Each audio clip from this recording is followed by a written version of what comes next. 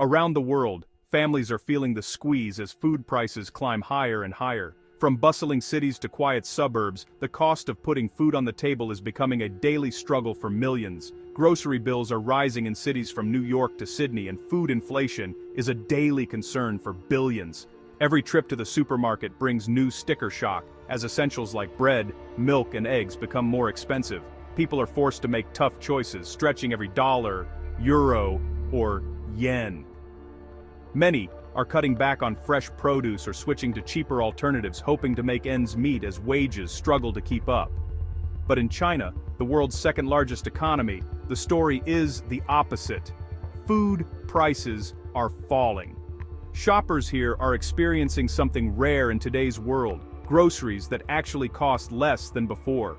While shoppers elsewhere watch prices soar, Chinese consumers are seeing staples like pork and vegetables get cheaper.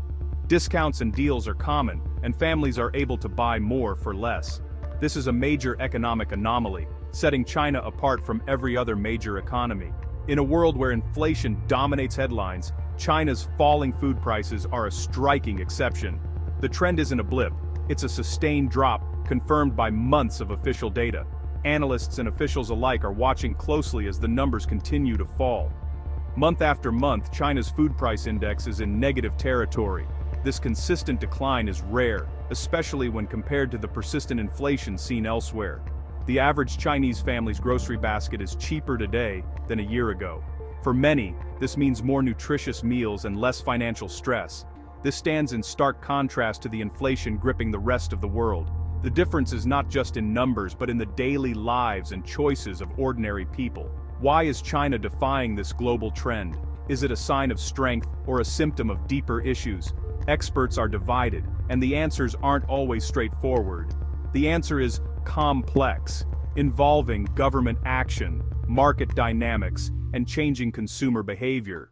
Policies, supply chains, and even cultural habits all play a role in shaping these unique trends.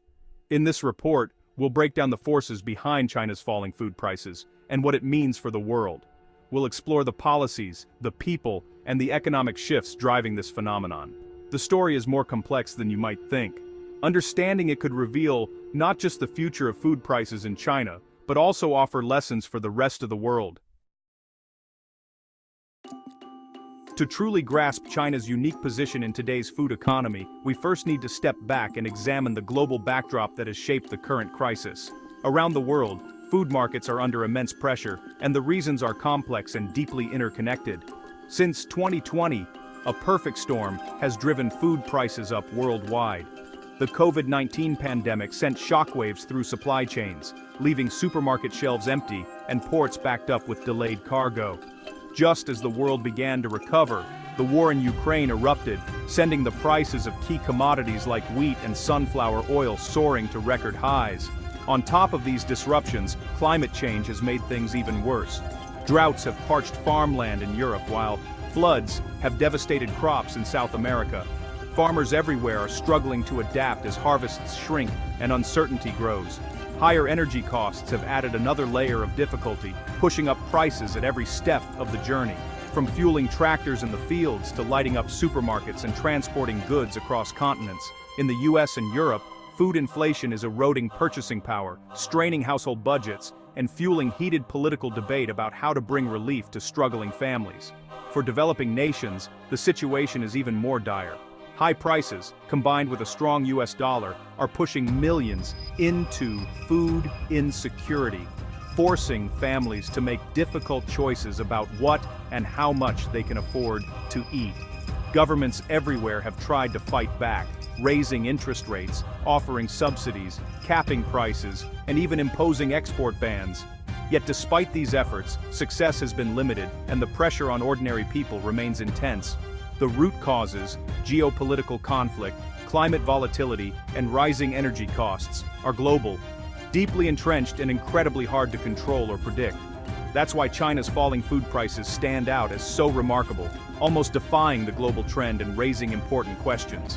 While the world continues to battle stubborn food inflation, China's trend is moving in the opposite direction, with prices actually declining in many categories. This striking divergence demands a closer look.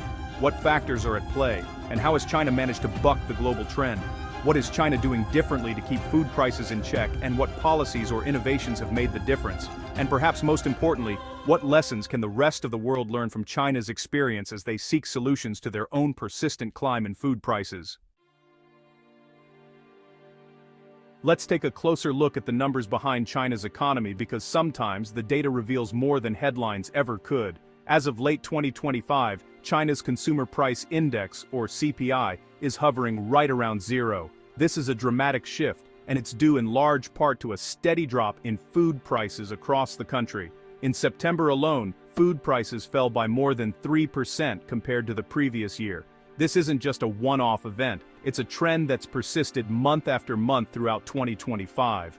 Pork, which is the staple meat for millions of Chinese families, has seen prices tumble by over 18%. That's a huge drop, and it's being felt in households everywhere. Fresh vegetables and fruit are also noticeably cheaper, making daily meals more affordable for many. While some items like cooking oil have edged up a bit in price, the overall declines in major food categories are what really stand out and shape the bigger picture. This pattern isn't entirely new, but in 2025, it's become much more pronounced and widespread, affecting nearly every region. The Chinese government has made controlling inflation a top priority, rolling out policies and price controls to keep food affordable. And so far, at least for food, those efforts are paying off. This focus on food prices is helping to keep overall inflation low, even as other parts of the economy, like housing and services, continue to face their own challenges. It's important to note, though, that this isn't deflation across the board. Services, like eating out, transportation, and entertainment, are still getting more expensive.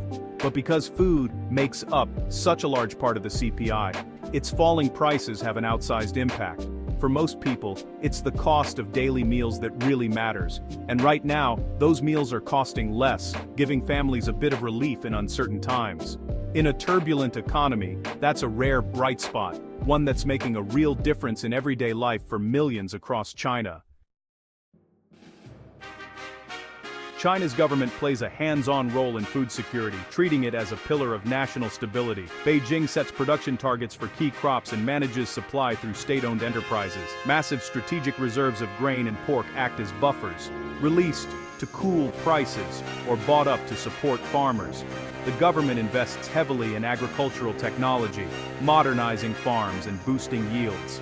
The goal: self-sufficiency and insulation from global shocks. Direct subsidies keep farmers producing, while strict crackdowns prevent price gouging and hoarding. This toolkit, reserves, investment, and regulation, gives China a level of control most countries lack. It's a top-down approach, not a free market. By managing both supply and demand, China can keep food prices stable, or even falling, while the rest of the world struggles. This strategy is central to President Xi Jinping's vision for national security. It's a powerful, if sometimes risky, model. Beyond policy, China has revolutionized its food supply chain. Investments in cold chain logistics, refrigerated trucks, modern storage, and data-driven distribution have slashed spoilage and waste. E-commerce giants like JD.com and Alibaba connect farmers directly to consumers, cutting out middlemen and reducing costs. Big data helps match supply with demand, making the system more efficient. A world-class transportation network moves food quickly from farm to city, smoothing out regional shortages. The result: a unified, resilient national market that keeps prices low. These improvements are now paying off, especially as global supply chains remain fragile. China's logistics revolution is a key reason why food prices are falling. Pork is the centerpiece of the Chinese diet, and the main driver of falling food prices. After African swine fever decimated herds in 2018, prices soared, prompting a massive rebuilding effort. By 2023, the pig population had not only recovered but overshot, flooding the market with pork. Prices collapsed, benefiting consumers but hurting farmers. The government tried to stabilize the market by buying pork for reserves, but oversupply remains. This pork glut is the single biggest factor pulling down China's food price index. It's a classic boom and bust cycle, showing both the strengths and risks of state intervention. For now, cheap pork is anchoring food deflation, but it's a double-edged sword for producers. The contrast with the West is stark. In the US, Food inflation remains stubborn, despite aggressive interest rate hikes. Europe faces high costs driven by energy prices and supply chain disruptions. Western governments rely on monetary policy and market forces, with little direct intervention in food markets. China, by contrast, manages supply, controls reserves, and invests directly in production. This state-led approach gives China more tools, but also risks, like oversupply. Another difference consumer sturdy kam. Turasimi persimer jerding fan. Juristuri jim han turdin param. Western economies saw strong post-pandemic spending, pushing prices up. In China, demand is subdued, partly due to lingering effects of zero-COVID policies and economic uncertainty. This weaker demand helps keep prices in check. China's model is unique and its results are hard to ignore. For Chinese families, falling food prices mean paychecks go further, especially for those on tight budgets. Lower prices at the market ease daily pressures and improve quality of life, but for farmers, it's a different story. Oversupply and low prices can mean financial hardship. The government faces a balancing act, keeping food affordable for consumers while supporting rural livelihoods. Falling prices also reflect weak consumer confidence. People are saving more and spending less, worried about the future. So, while cheaper food is a relief, it's also a sign of broader economic caution. The benefits are real, but so are the challenges. It's a double-edged sword for China's economy. China's falling food prices are the result of aggressive policy supply chain modernization and a pork oversupply, amplified by weak demand. This sets China apart from a world still battling food inflation. Low food prices offer stability and political capital for Beijing, but also highlight weak consumer demand and the risks of state-led intervention. The challenge ahead: support farmers, boost spending, and avoid reigniting inflation. For the world, China's approach is a case study in state control versus market forces. It may prompt other countries to rethink food security and strategic reserves. As a global player, China's deflationary pressures can ripple outward, affecting prices everywhere. The story of China's falling food prices is more than a local headline. It's a window into the complex forces shaping our interconnected world, and it's a trend the world can't afford to ignore.